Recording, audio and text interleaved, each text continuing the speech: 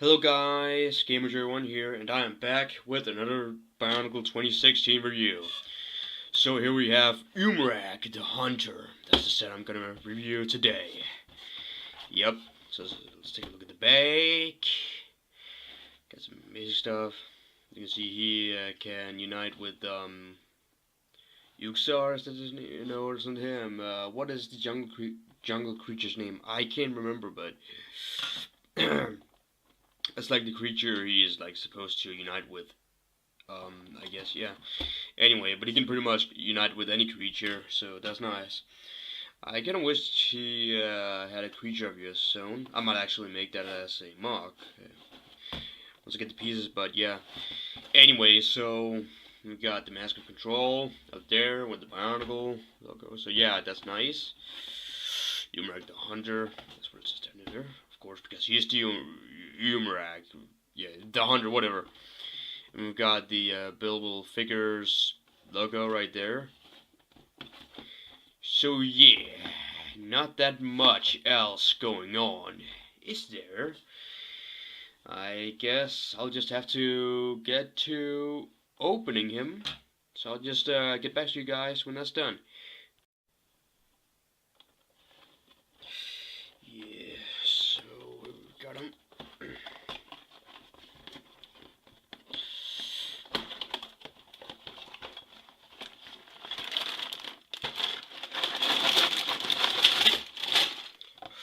Got pieces. The instruction manual. In the back of it. Maybe a little hard to see because of the light. I'm gonna take care of that. Sword piece used for his weapon. Secondary. Back for big pieces, the armor shells, feet, stuff like that. Then you got a smaller bag for technique pieces, smaller parts, the cloth, studs for the shooter and stuff like that. Yeah.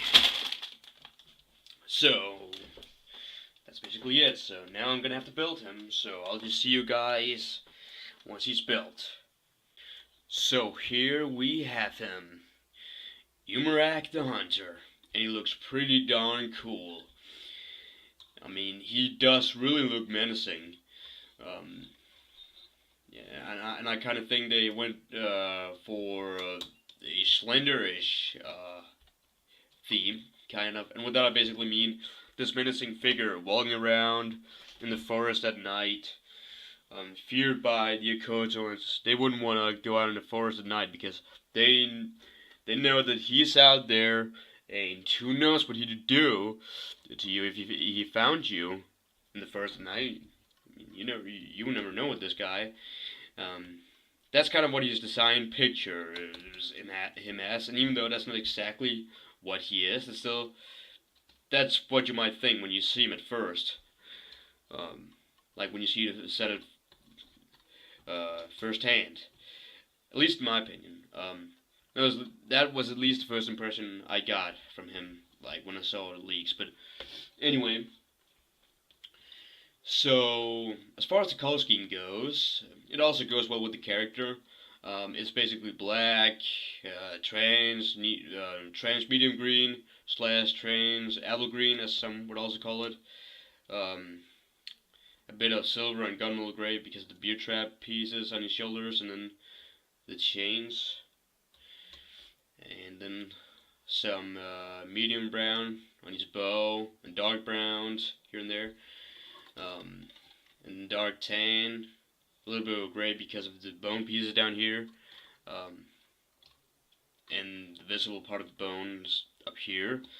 Yeah, but I really wouldn't count that in, but yeah.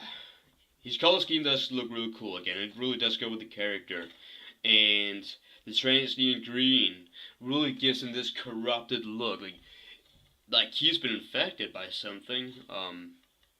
Or that he has the ability to actually infect you. Somehow. Like maybe by shooting you with a bow, you'd get infected. You'd somehow, or I don't know exactly how, but still, you would kind of get the impression that he either is infected or he is given the ability to infect you, or he does have some sort of power that allows him to infect the people with the virus or something like that. I don't know. But it really does make him look pretty scary. Um, like if you saw him, I think you'd really I think you'd want to run because you never know what he'd be able to do and what he could do. That's the thing. But anyway, so let's take a look at the back. As you can see, he's got custom lower legs.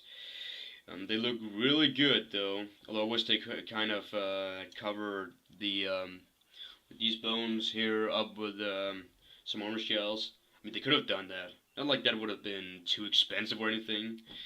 But I guess they really didn't think about it. But that's fine, not a big deal.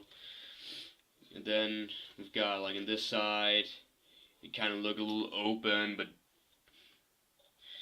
that's not a big deal either. But they maybe could have done something here. Maybe done something. Like maybe just added some studs here. I think that would have looked good. But I guess now that you actually do get one extra stud piece with the set, I guess you could literally just attach that on there. And if you have some extra in this color, I guess you can just attach them both legs. But anyway, that is of course up to the person, the owner. But yeah. And then he has also got a bit of a custom torso. Of course, with the new 2016 torsos, you are kind of forced to take the custom route, and I think that's nice because it really makes you think out of the box. Like, see, the torso doesn't have any ball joints, so you have to find a way to add them, and then I really do like that. It's a good way to introduce people to the CCBS system and the technic system. I mean, Umarak himself is a good example of technic and CCBS together, of how it can look. And it's really good, and like that's all the 2016 sets. They really do make a good demonstration on how good that can look if you do it right. Yeah, but yeah, as you can see, he's got basic arms, so that's really just, there's nothing special there, but they still look cool. I mean, to some degree, you kind of have to keep them basic when it comes to official sets, in my opinion. But as you can see, he's also got a bow. Yeah, so that's pretty cliche. It's like with Skull Warrior, the Jungle Protector. I mean, really, it's nothing new. We've seen that before, like last year. So honestly, I kind of wish they could have done something a little different. But I guess a bow would probably be the most fitting for a hunter, his character. I guess, yeah. It still does make him unique. I feel like. I mean, him having a bow, just the fact that he has one is like, it kind of gives him, it kind of defines his character, I feel like.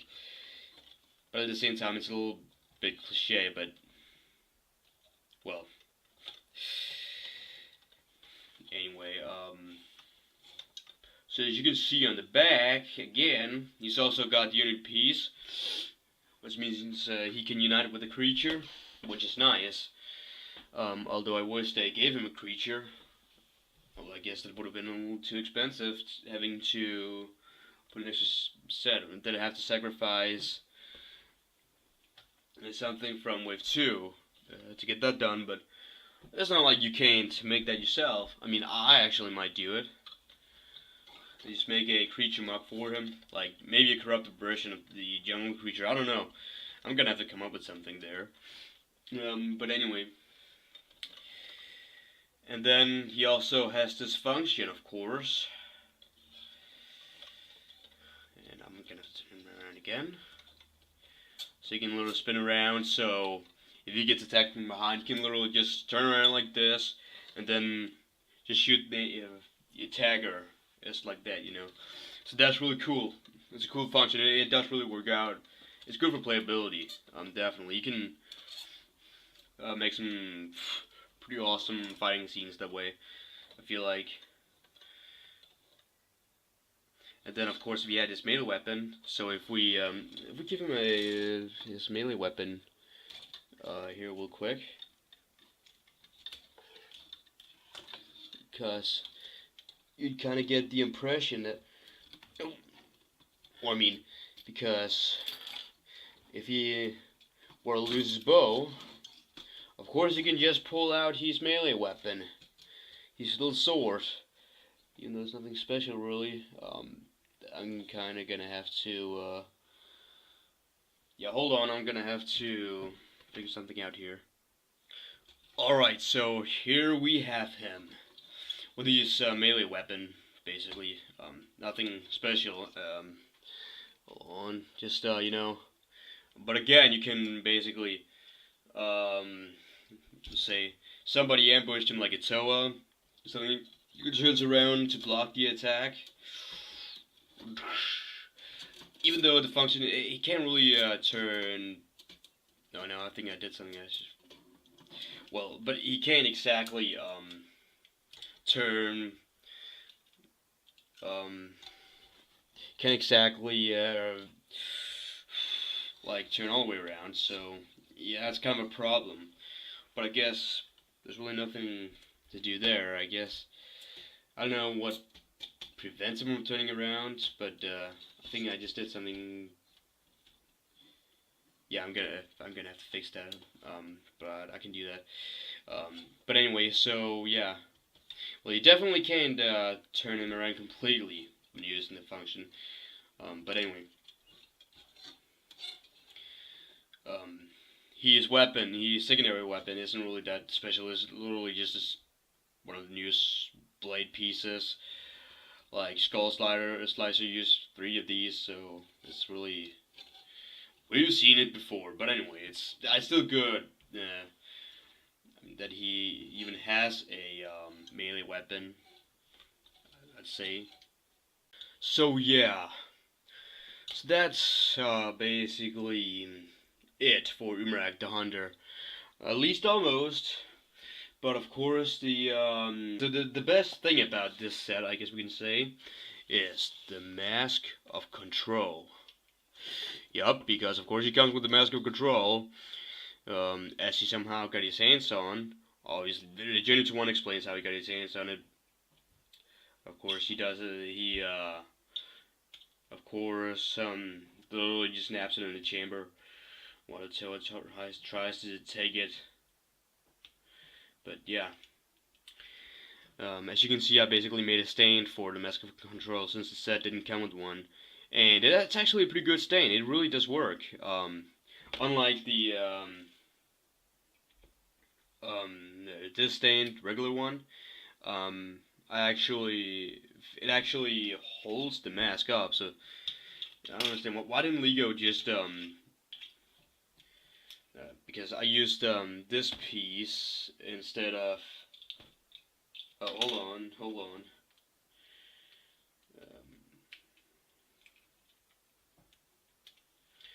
Instead of this piece, and I guess somehow it held. Then again, it might be because they use thicker these pieces here because they're thicker than and no, really they're not.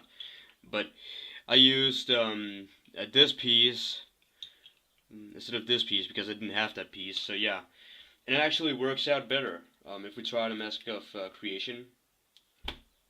Alright, maybe it doesn't. Maybe it doesn't make a difference for some masks, but the Mask of Control definitely. He is it holds him well, so that's a good thing, as you can see. Yeah, but I made a stand out of the pieces I had because I felt like, yeah, why not? Why not just do that, you know? But yeah, seeing it besides the Mask of Creation, it just looks pretty good, pretty cool. So let's take a look at Umarak. Hold on, with the Mask of Control on. So just hold on, guys. I'll be back in a sec. So here he is with the Mask of Control.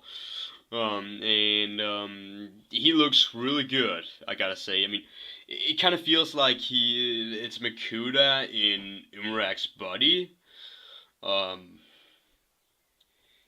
that does sound like that could actually happen, even though it really didn't in the lore. But yeah, so but there's that.